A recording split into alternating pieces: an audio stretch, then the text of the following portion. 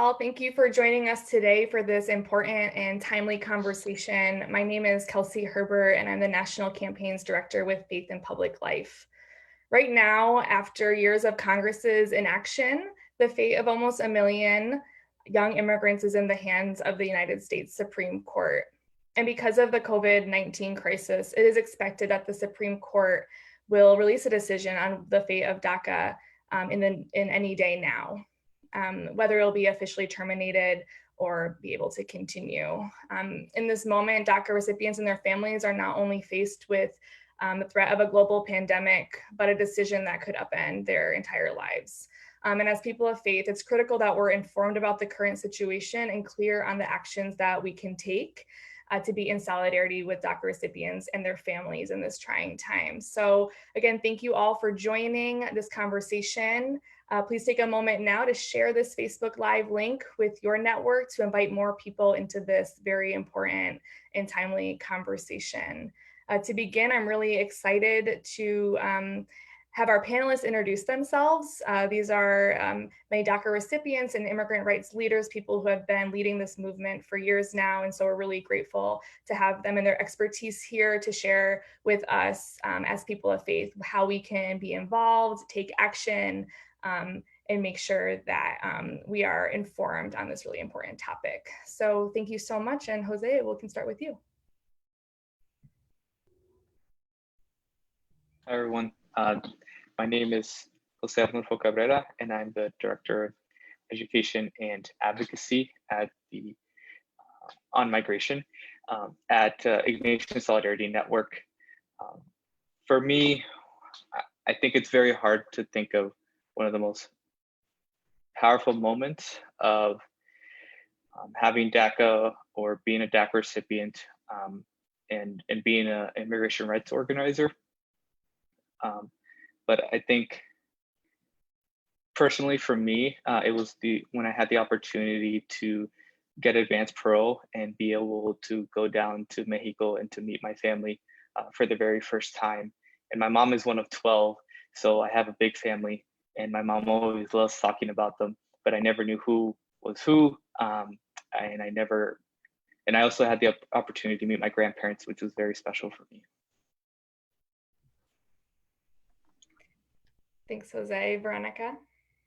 Hi, everyone. My name is Veronica Garcia. I'm a special projects attorney for the San Joaquin Valley with the Immigrant Legal Resource Center, which we're based in California.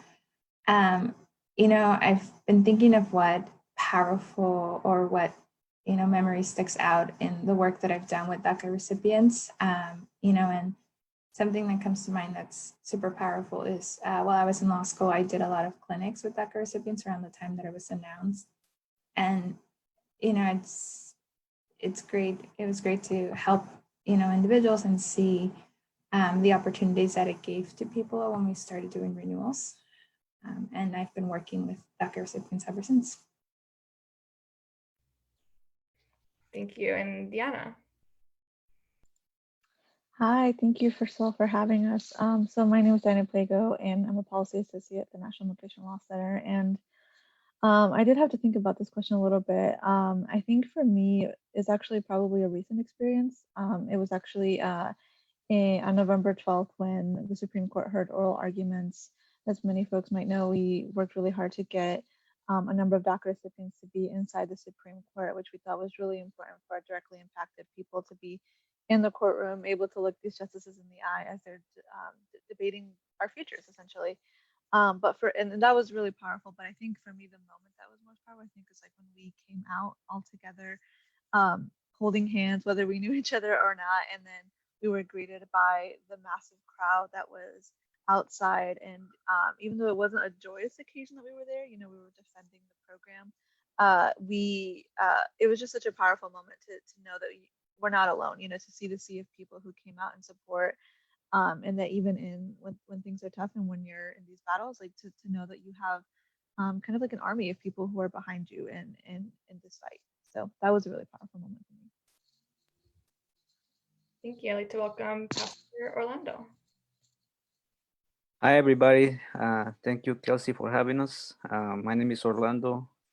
I'm a United Methodist pastor, and DACA allowed me to be able to apply for eldership to become a United Methodist pastor. And those of you who don't know United Methodist lingo, that means that you become ordained and stuff like that.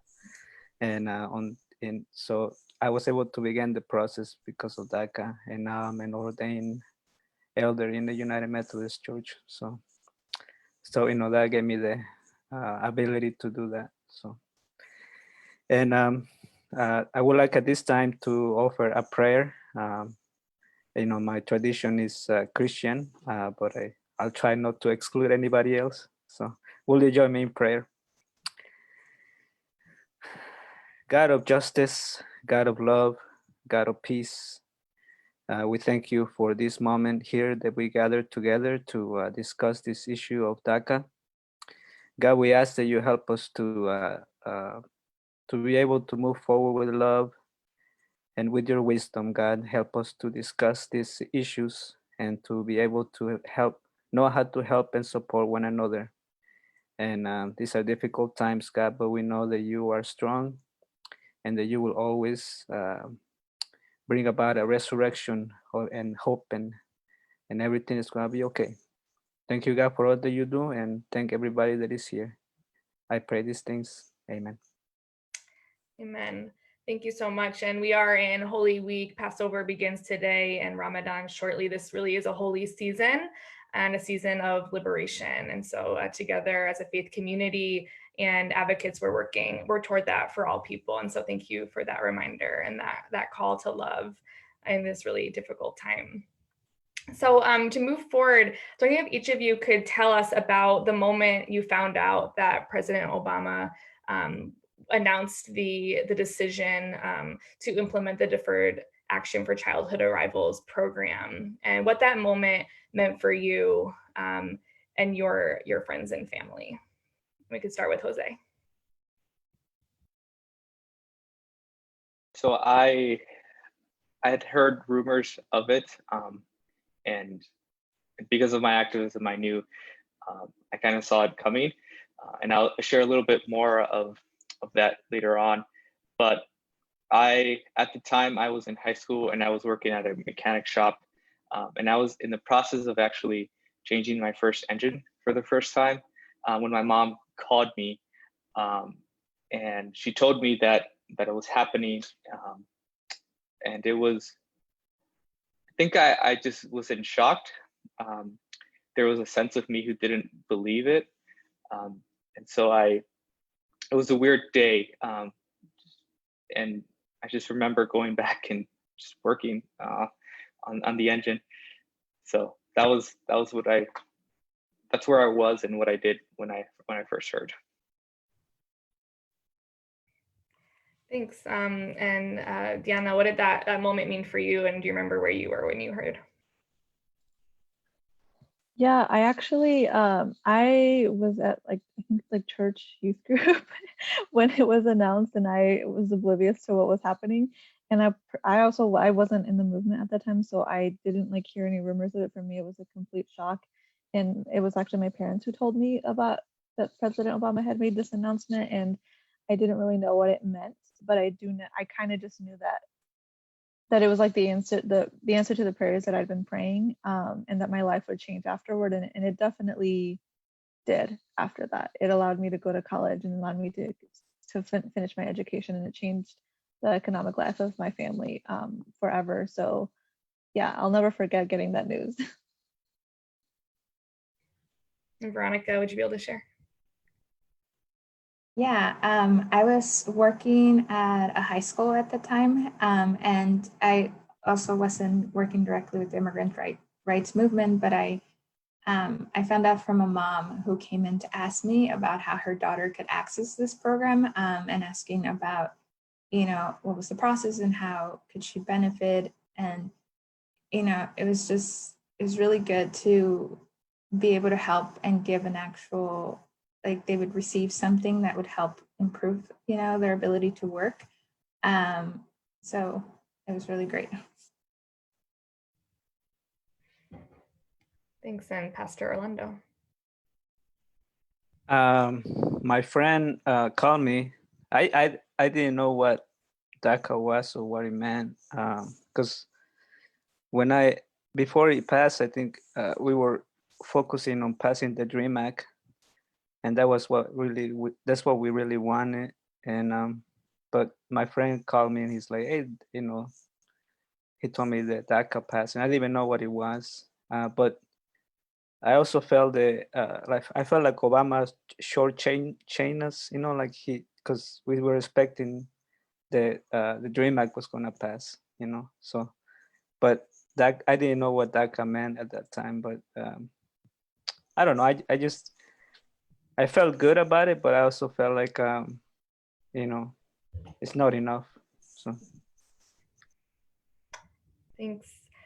So that happened in 2012, which is now 8 years ago. So Jose, I was wondering if you could give us a brief history on DACA and its fight to survive. It's gone through a lot. Many actors from many parts of the government and even states have tried to kill DACA. So I was curious if you could share the history of DACA and the role you played as an organizer in those different moments as well, and what's the current state of DACA now? 8 years. That's it's hard to sink in a little bit. So you can't start the kind of story of DACA without mentioning the Dream Act, and the Dream Act has had many different versions and many different introductions into Congress, but it kind of the first time we saw the Dream Act was in the early 2000s, and that it would give the Dream Act would in a sense give undocumented youth that were well, at the time they were saying were brought here with no fault of their own at a young age by their parents. And so it continued on, in one of the most successful years of the Dream Act wasn't after many years after the first time we saw it in 2010, when it passed the House, but I believe failed in the Senate by a few votes short. And then after that,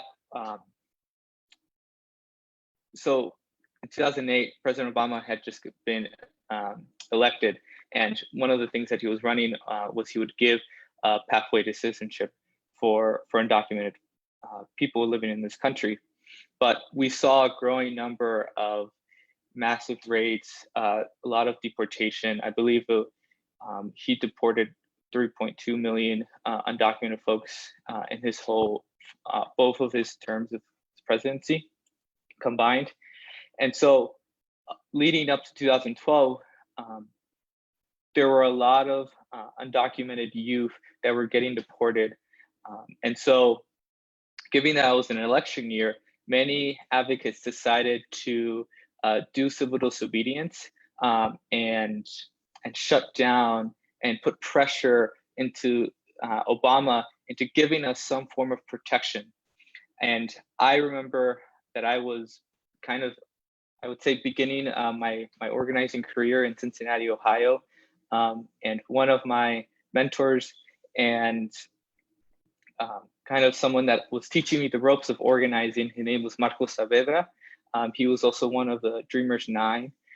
Marcos was the person that did the civil disobedience in Obama's campaign office in Cincinnati, Ohio, a mile away from my high school. And I didn't have much of a big role. I actually was asked to do the civil disobedience, but my mom said I was too young, so I did not do it. But I remember helping out as much as I could for all the actions and the logisticals at the time. And that's why I kind of knew that something was coming, because President Obama was feeling the pressure at the time, especially trying to seek re-election.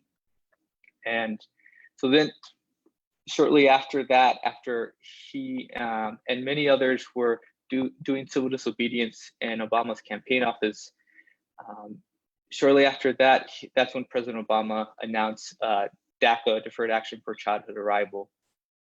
And a lot of us were were confused. It took a while actually for the community to trust it and to step up forward and to give all of their information. I mean, you really had to give every single information. You had to put your parent information, put your address, share details of how you entered the country and the ways you entered, how long you've been living in the country. One of the biggest fears that for my family was we had to give every single address we've ever lived in. And that meant not just putting us at risk, but all of our relatives that we have stayed in the past or lived in the past with, putting their names out there and their information out there. So it was hard, but through time, many folks were able kind of step forward and decided to apply. And by at our kind of peak, we had 800,000 DACA recipients living in this country. But things kind of turned for the worse when in the summer of 2017, I remember I was at an internship. I was going into my senior year of college, and I had a Google alert on the name DACA, Deferred Action.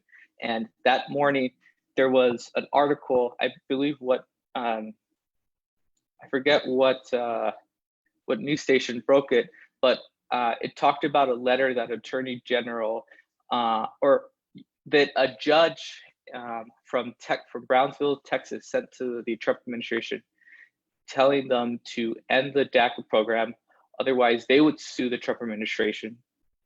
And they gave the Trump administration until mid-September. I'm blanking on the actual date. And we, at the time, at that point, I was organizing in Cincinnati an organization called the Community Justice and Peace Center. And I remember the day when we knew when DACA was going to be rescinded.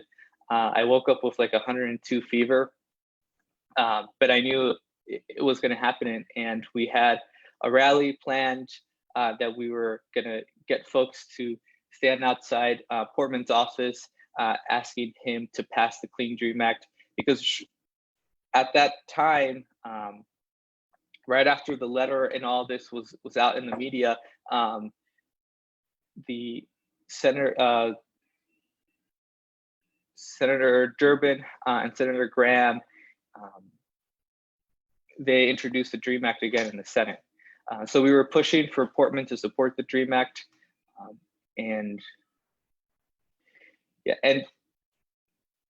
eventually, through many different court systems, many different district courts decided to sue the Trump administration for the manner in which they ended it, and in a sense blocked the ending of DACA, and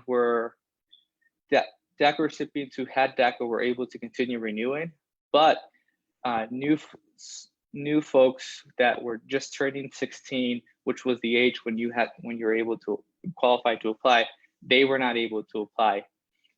And so DACA now, it's kind of a generational thing that a lot of college students and older folks have DACA and are continuing to renew, but no one is able to apply and receive protection and get protection from deportation. Thanks, Jose, for that history. It's been a long 8 years, so thank you for that comprehensive history. So where do we leave off now? And this is really what ignited this conversation. So after years of the Trump administration attempting to fully terminate DACA, multiple times Congress also attempted, it's now in the hands of the Supreme Court. And so Veronica and Diana, I was wondering, starting with Veronica, if you could share with us, what do we need to know about this Supreme Court case? And we've heard that there are 3 potential scenarios that could come from this decision. So what are those? And also, what is your organization's role in this case as well? Thank you. So like it was mentioned, the Trump administration terminated DACA in September of 2017, and it was brought back in January of 2018 by a court injunction, right? And there were several court injunctions throughout the nation. And since that happened, the Trump administration had been asking the Supreme Court to hear the case, right? When a lower court hears the case and you want it reviewed, right, it goes up the chain until it reaches the Supreme Court. So the Supreme Court had not decided to hear the case, and it finally did last November of 2019. And they're essentially hearing 3 consolidated cases, right? The one from California, DC, and New York that are challenging the termination of DACA, right? And at its core, they're trying to answer 2 legal questions, right? One is whether a court could actually review a decision made by the administration around this type of program. And 2, if they could review it, was it terminated lawfully or legally at its essence, to simplify. And right now, a lot of, we're waiting for a decision, right? The Supreme Court is the last stop in this argument. And there's 3 potential outcomes, like you mentioned, that could come out of this argument, right? The first one is that the court decides that they cannot review this type of decision, right? The administration was within its power to terminate the program, and it's within their discretion, and they won't be able to review it. If this is how they decide, it means that the program, as it was terminated in September of 2017, stands. But it also leaves the possibility of another administration bringing back a type of program like DACA. Right. A second possible scenario is that the court decides that they can review, this decision by the administration, and that the way the administration terminated the program was unlawful. Right. This would mean that the program would be able to continue. How and in what capacity will depend a lot on how the court reaches this decision, right? We could potentially see, a continuation of only renewals. We could potentially see maybe a continuation of the program of how it was pre-September 2017 with initials, possibly advanced parole, but we won't know until, the opinion would come out and we were to read what the court decided. The third potential, outcome could be that the court decides that they can review the program and that it was terminated lawfully, right? The administration was within its power to do it, and they did it according to how they were supposed to, right? This means that the program would end, right? The termination would proceed, and it's unclear on what would happen, right? With like current DACA recipients who still have a valid program, a valid status, what would happen to applications that are being reviewed at the moment. For that, we would still have to wait and see, how the court reaches its decision. Based on how the program ended in 2017, a lot of advocates, hope that the permits who are out there and the DACA statuses that are out there invalid would be allowed to expire on their own, right? And that applications that are in the pipeline waiting to be reviewed would also be adjudicated, hopefully in, a new round of permits would be issued. But there's a lot of question marks, right, around that. And, when the case was first decided, a lot of individuals believe that a decision will come out this term, right? So sometime between now and June 2020. When it will come out, we're not sure of, but we hope that it's later in the term and not, in the next couple of weeks. But because it could potentially come out anytime between now and June, we are encouraging DACA recipients to renew their work permits if it expires anytime between now and, a year from now. We're seeing applications be accepted and processed, right, and renewals being issued. We're encouraging DACA recipients, if they haven't in the last year or so gotten a full screening, right, spoke to either a legal representative about their case and their facts, to do that now in case, something has changed and they're able to qualify for something that's more permanent, right, that would put them on the path to citizenship. And, we're encouraging everybody to stay informed and connect with organizations like, NILC and United We Dream, and, Immigrants Rising, depending, on where they live, so that they could stay informed and know how they could connect and advocate for change and see how they could help. Thanks. That's really helpful. Diana, your organization is also extremely involved in this case. And like you said, you were in the oral argument, the hearing at the Supreme Court. So could you, share your organization's involvement with this case and any takes that you have? Yeah, no, and thanks to Veronica for providing such a good layout of what is the possible outcome, right?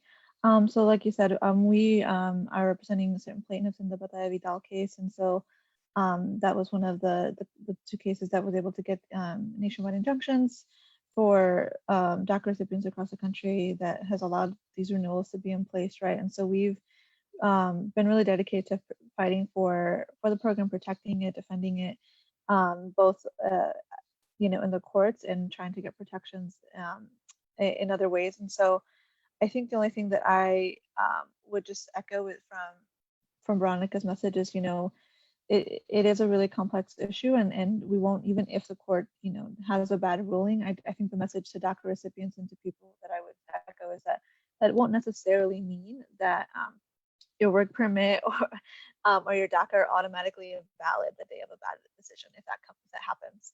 And so to really stay in touch with our organizations who are going to be providing information, because a lot of how things happen afterward is really going to depend on what is written in the decision, and then also how USCIS responds to folks. And I think also just like encouraging people, one of our big roles right now is also to just encourage people to renew, like Veronica was saying. I know there's been a lot of fear and confusion, particularly during these times with the pandemic, causing certain USCIS offices to close. But thankfully, USCIS has responded in a way where they're assuring that people can still renew and that their application will be processed. And, for the folks going in to get their biometrics appointments, they're likely to use old biometrics. And so this is really just a message to DACA recipients too. If you can, to really consider putting in your application now, because we don't know when a decision will come down. The next, I think, earliest date that we have on the calendar to be on the lookout is April 20th. But really just encouraging people to get out there and submit the renewal if they can. And if you know someone who has DACA, but maybe is facing financial strain, particularly in these times where we're all being affected by the pandemic, to really maybe seek out how can you support your community to make sure that they can submit those renewals right now. Great, thank you. So there's these three possible decisions, each one of them, it sounds like we don't fully know the full impact of any one of the decisions. It depends on how the decision is written. So a bit of it is speculation, but Reverend Orlando, I was wondering if you could share, hearing about these different scenarios, how would any of these decisions, any three of these scenarios, impact your lives and the lives of DACA holders and their families, specifically if DACA did become terminated? Yes. Again, I'm not an expert. I'm not an immigration attorney or anything like that, but from experience, so to begin with, if you came to this country without documents and you don't have any relatives who are U.S. citizens, or you don't have a specific trade like an athlete or a rock star, there is no way to get documents, like a legal status to work and stuff. So there's no pathway for somebody to apply to get papers. Because a lot of people say, why don't they just go get papers, And so if I was if I was able to just become a citizen, I would just do it. So for some people like myself, DACA so far is the only way to be able to have a social security number, to work, to have a driver's license, and also kind of takes away the fear a little bit of any minute if the police stops you, that's it, you're gonna get deported. So if DACA were to go away, you're gonna label professionals, people like me, like who are my age, you're gonna leave them without status, and all of a sudden they're gonna become again, undocumented and hiding away from the police or from immigration. It is also, I think, like I have DACA, and because of DACA, like I said before, I was able to become ordained, and I work at a church. And also, I got married. I have a U.S. citizen wife, and it's not a green card marriage. Don't worry, everybody. I really do love her, and I think she loves me back. I don't know, but anyways, so I started applying to get documents through her, but even that right now, I had to wait because I came here without documents. They asked me to go back to Mexico for an interview in Juarez, and for some reason or another, they're revoking waivers for people who go to have interviews, and my immigration attorney doesn't know why. So he kind of tells me to wait, not to go to Mexico for that interview. Because if I go and the interview goes well, then within a week or so, I get my green card. But if I go and whoever is there, if they had a bad day and they revoke my waiver, I'll be stuck in Mexico for about 18 months, and so I won't be able to come back to the US until they apply for another waiver. So anyways, all of that to say that even when right now that I'm married, that it should be a straightforward shot to get papers. Even then, it's very complicated and just it's just crazy. I don't know how else to describe it. But because of DACA, and I'm able to apply for my wife and I, we bought a house, so we have a house now, and it's just that all the economical resources that we have and are able to do, we probably go away if they take away DACA. So I don't know if all of that makes sense or not, what I just said, but makes perfect sense. Yeah. I think you share that the stakes are extremely high. So thanks for sharing from your personal experience too. And so, it's impossible to ignore the current situation with the coronavirus, COVID-19, and it comes at the same time when we are waiting for a decision from the Supreme Court. And Jose, I was wondering if you could share how the COVID-19 crisis is uniquely impacting DACA recipients and families, immigrant families across the country.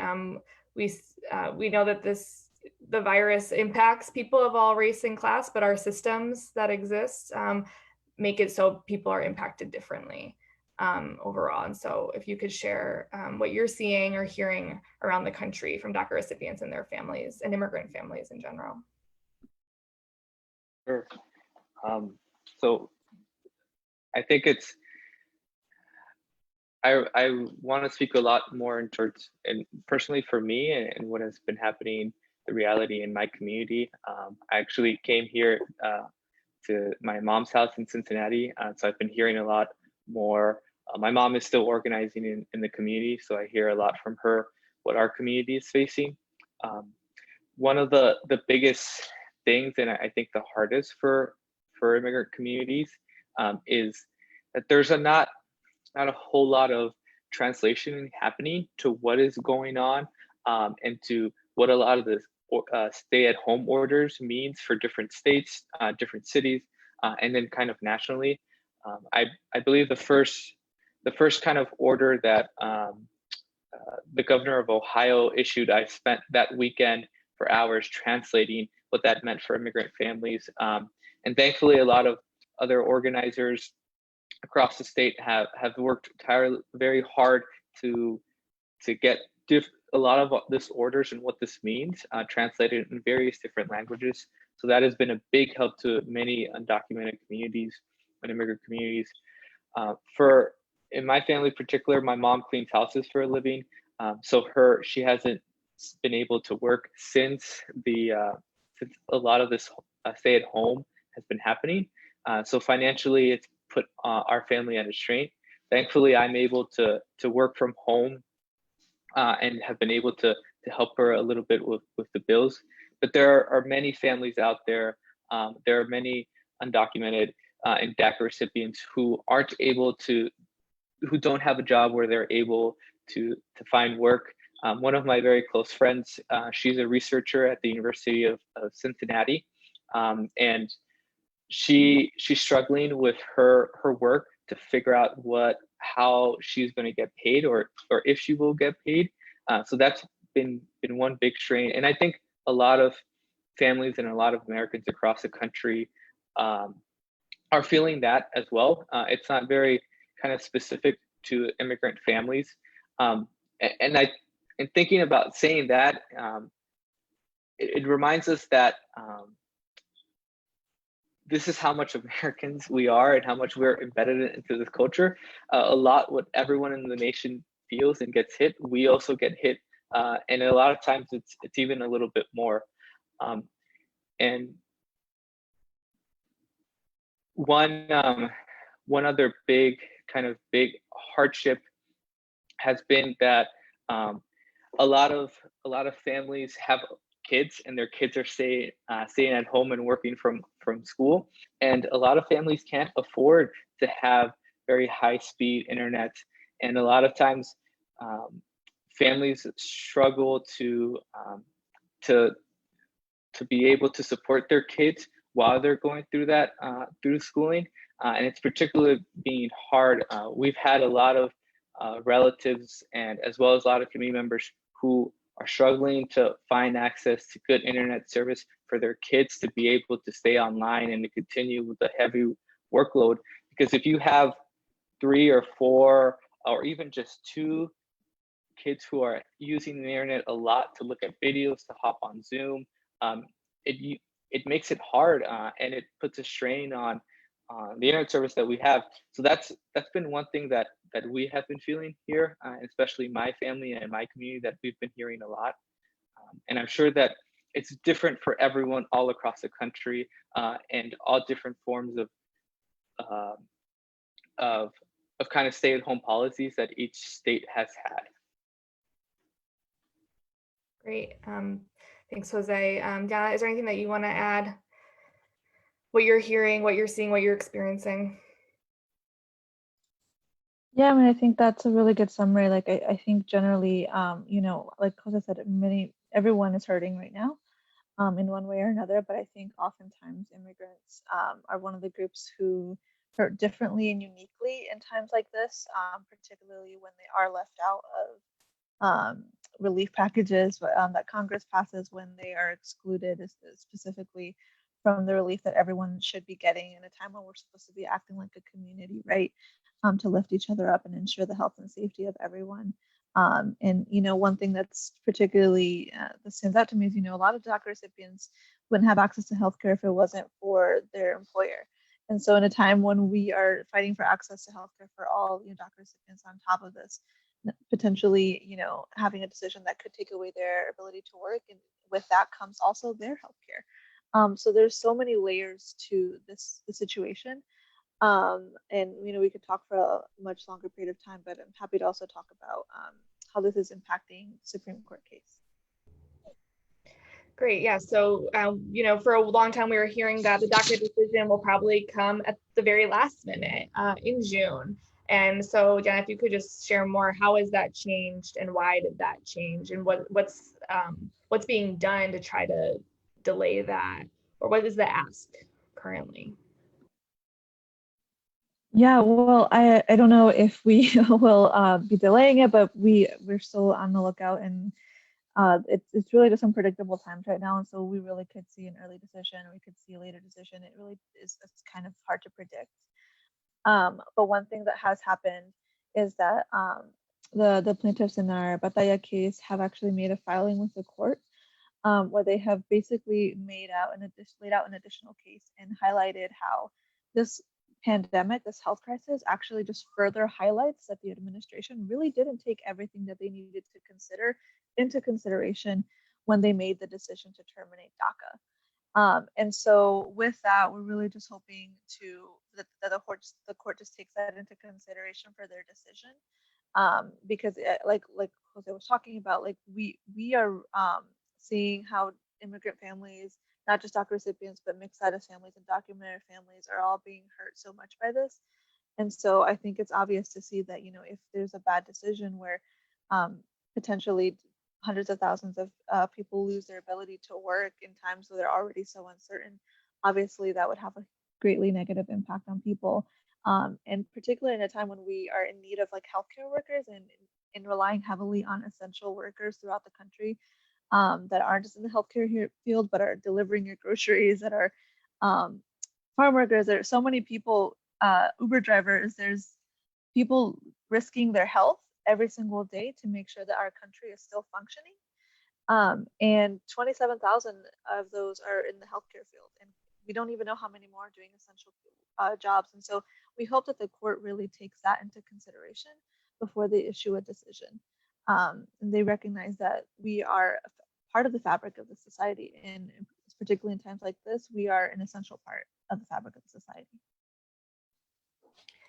Absolutely. And I think you were alluding to it with, we were saying before, but Congress has unjustly left out many immigrants from basic health care and financial relief in the stimulus packages and beyond, including some DACA recipients. And so I was wondering if you want to speak more on the healthcare topic in relation to the pandemic. Yeah, no, I mean, obviously we were, everyone is grateful to see Congress working together to put bills that are good steps in providing that much needed relief that families are needing across the country.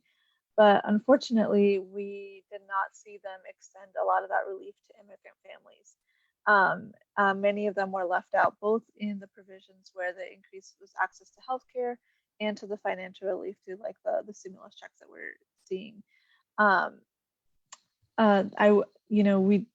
There were Medicaid, certain Medicaid expansions that we were hoping to see that would allow access for undocumented folks in particular to receive access to healthcare, like testing, treatment, things like that. But the way that, and while we didn't achieve those, I will just note for folks who might be listening and wondering how they can get healthcare, we did see that they provided 1.3 billion in additional funding for community health centers. And so those are centers that provide primary and preventative health care to everyone, regardless of immigration status and regardless of their ability to pay. And so that is one avenue where people might be able to receive the care that they need. And as far as, the other financial relief that people are receiving, thankfully DACA recipients are able to qualify for some of these stimulus checks because they have a valid Social Security number and they have a valid work permit. However, if on the taxes that you filed, you have someone who doesn't have that valid Social Security number with the work authorization, unfortunately, people are disqualified. And so this actually could leave out many people who are part of mixed status households.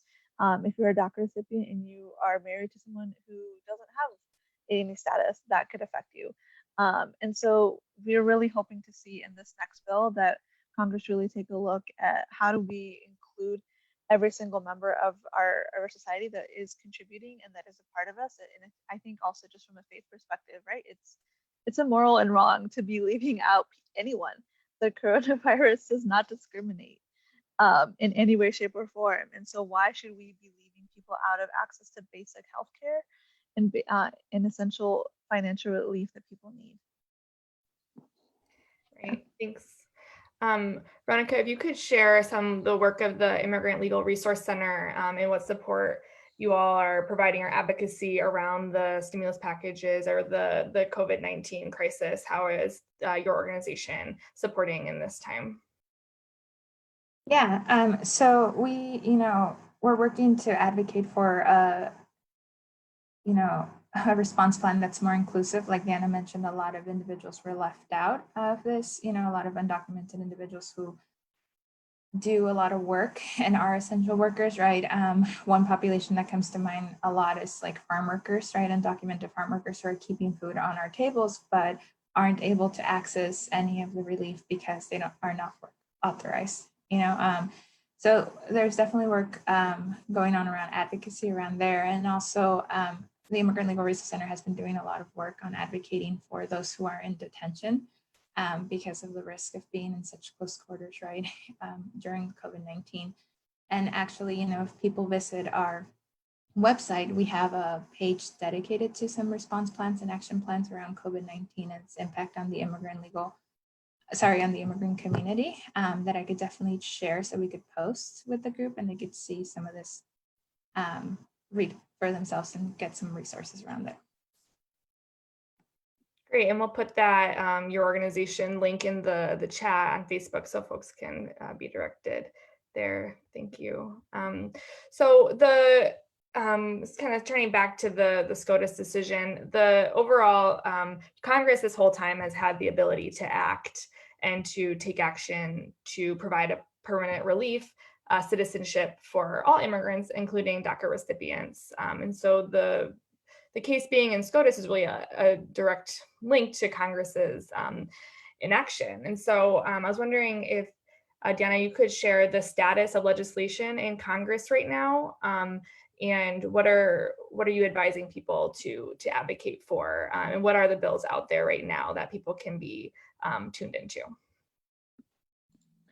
Yeah, so as folks might be aware, the House passed last year the Dream and Promise Act, HR 6, with bipartisan support, and that is a bill that would provide a pathway to citizenship for many immigrant youth, including DACA recipients and also TPS holders. And so it's a large group of people would actually benefit from this bill, while certainly not everyone that we would love to, right? But it is a bill that would address this particular population. And unfortunately, that bill has not moved in the Senate. Majority Leader Mitch McConnell has essentially refused to bring that up for a vote.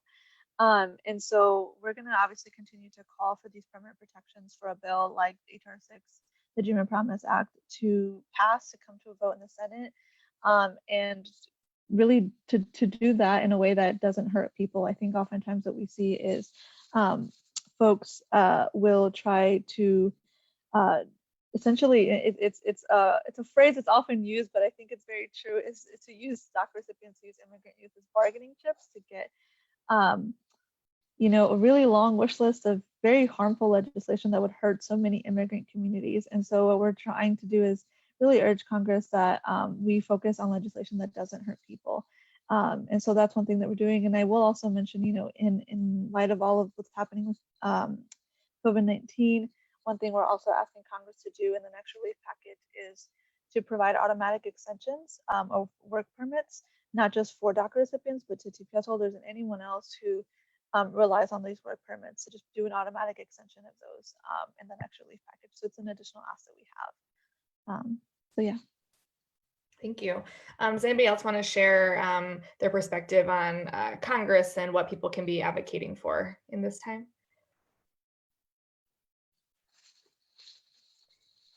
Perfect, then HR 6 it is, and we can talk more about that in next steps. Thank you. So Pastor Orlando, you're, you know, in a difficult position yourself, and, you know, as a minister, you know, people look to you, even as you are trying to wrestle with these things, for a message of hope or consolation. So I'm curious, as a pastor and a DACA recipient yourself, what is your message to those in your community who are really struggling at this time? And perhaps it's maybe a message for yourself as well. But what are you sharing with your community?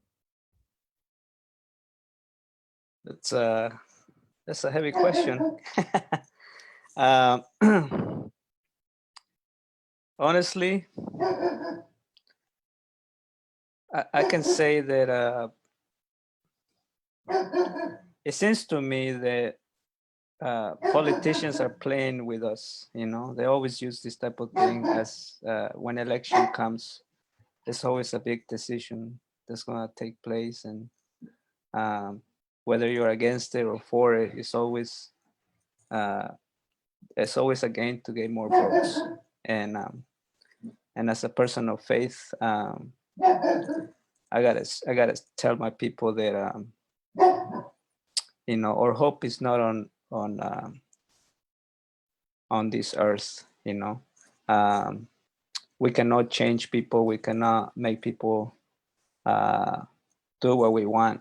The politicians will hopefully be able to understand, that in order to create a society where everybody will be able to thrive and we will have progress economically and scientifically and technologically. In order for a nation to be great, you need to be able to love the people who live in your nation, regardless of their race or ethnicity or whatever it is. Because once you treat everybody with respect, I'm sorry, my dog is, once you treat everybody with respect and love, and you are able to help people get those resources that they need economically, education, art, health, all of those things, then you're able to live in safety, get psychological health as well. Once you have individuals who are healthy, the sky is the limit.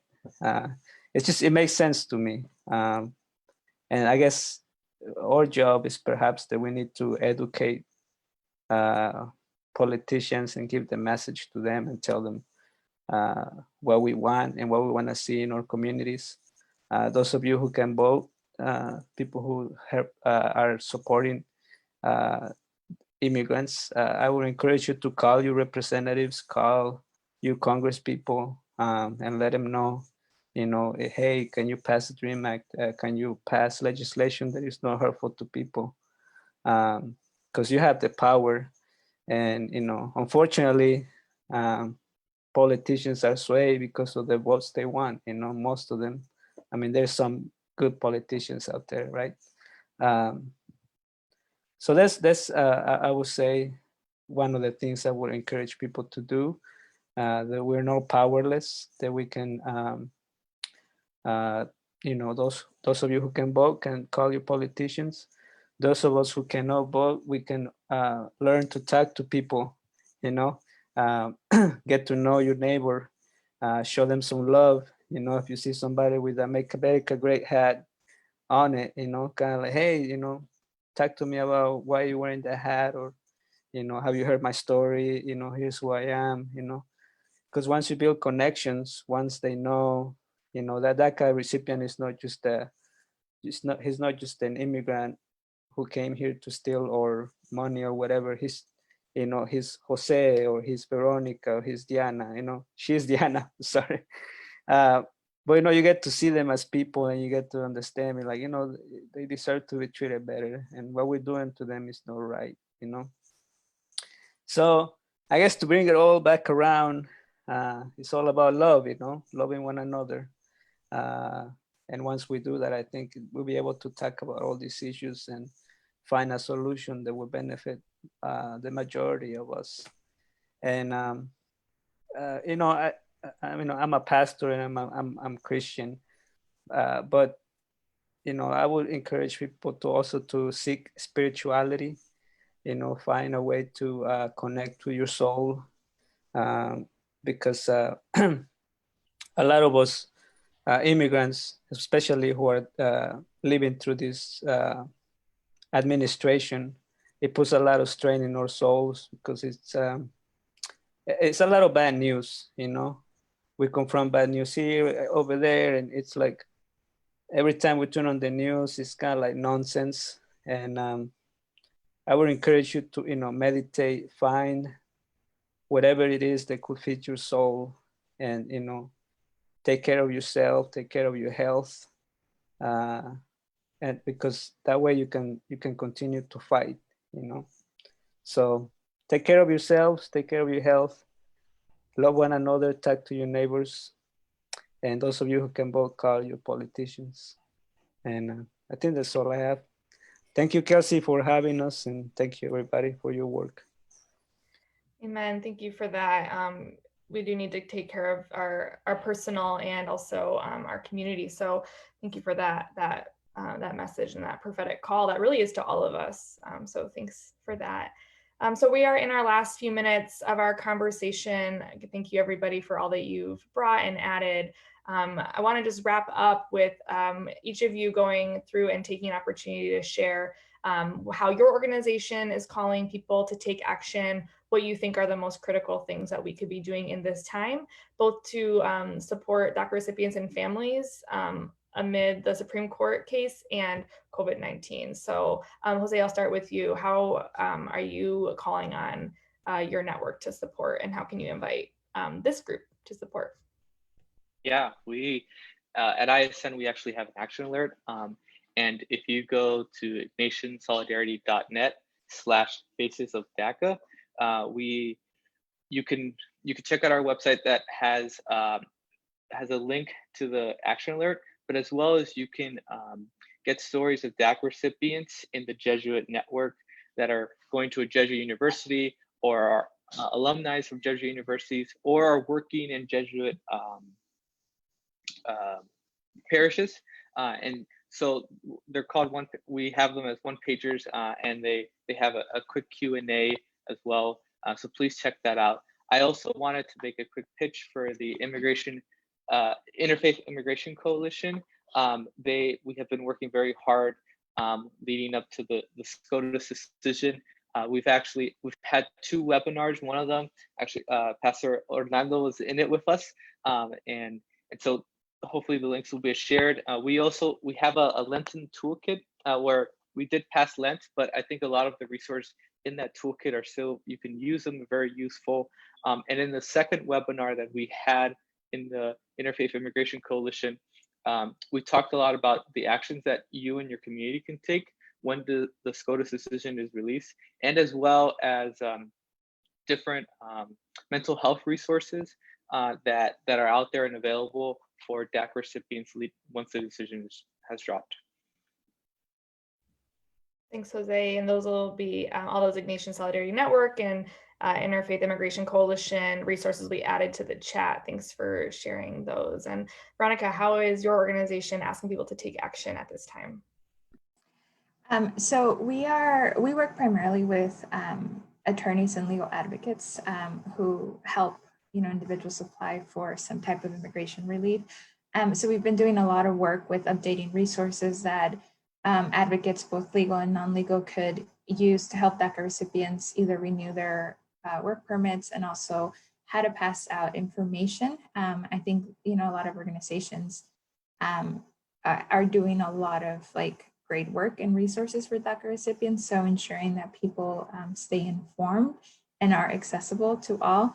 We're also, working to produce some calls and webinars around, what community members could do to support DACA recipients, what advocates could do to support DACA recipients. If individuals go to our DACA page, there's also resources, in case you're in an area where you don't have access to, an organization that could help you. We have an annotated DACA application that people could, to walk people through this. We're just, trying to get as many people to renew. For individuals that live in California, there's also organizations who are covering filing fees, especially right now because people have, stopped working. So there's need for that. And asking people if they're able to, support someone to definitely see how they could help cover that, because $4.95 could be pretty pricey. Super. And then Diana, what is your organization? It's kind of difficult to influence the Supreme Court. It's not like the same as Congress, but what are some ways that people can get involved? Yeah, and I echo what Veronica was saying. United We Dream has a renewal fund that folks can support if you can. Like she said, $495 is a lot to pay every 2 years if you're you might be living paycheck to paycheck like many people are, and particularly in difficult times like this. And so definitely encourage people to consider supporting folks in that way, to also join us in uplifting the message to their members of Congress. that they should be supporting immigrants in any relief package that they pass going forward, and that regardless of immigration status, people should be included. I think just helping us uplift those messages is goes a long way, and just encouraging your DACA recipient friends to renew and helping them to renew your congregations, organize efforts in your community to support them in reaching out to not just DACA recipients, but their families as well. I think people are going through just really hard times. And so just getting creative in how you can do that, I think goes a long way. But I think that's kind of it for now. Perfect. Well, big thanks to all of you for being our speakers on this important conversation and all the resources that you mentioned. Hopefully everyone sees them in the Facebook chat. Please be connected with the Ignatian Solidarity Network, National Immigration Law Center, Immigrant Legal Resource Center, and we're just grateful for the work of all your organizations. It's incredible. And Faith in Public Life is here to support and bring our clergy and faith leaders along to lift up the work. So thank you to all of you. As we're heading into this holy season, I hope everybody who's listening in will join in taking action, calling on members of Congress, getting out and voting, supporting individuals who are struggling in the midst of the COVID-19 crisis, as well as DACA renewals. There's a whole slew of resources that we just shared. So I hope as a spiritual practice, we'll all engage in that way in solidarity and love and action. So big thanks to our speakers, and we wish you peace and blessings in this really challenging time. And so just grateful for all your presence and your work. And so thank you for all of our Facebook Live viewers. Please share the video so more people can see how they can get involved and get informed on the Supreme Court decision and the COVID-19 crisis. And so we'll leave it at that. Thank you, everybody. Have a great day.